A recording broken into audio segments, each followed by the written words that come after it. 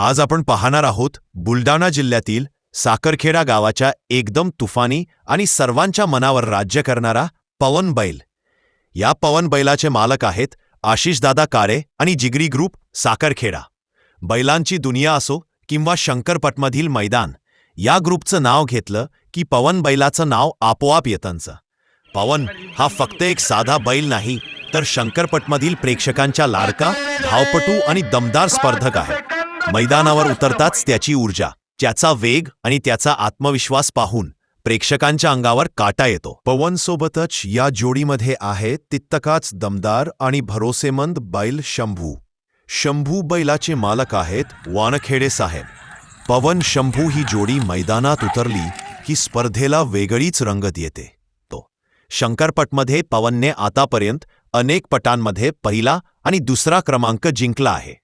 कठीण स्पर्धेमध्येही शेवटपर्यंत जोर लावत तो आपल्या मालकांचं आणि गावाचं नाव उंचावत राहतो. आज पवन बैल फक्त साखरखेडा नव्हे, तर संपूर्ण बुलढाणा जिल्ह्याचा अभिमान बनला आहे.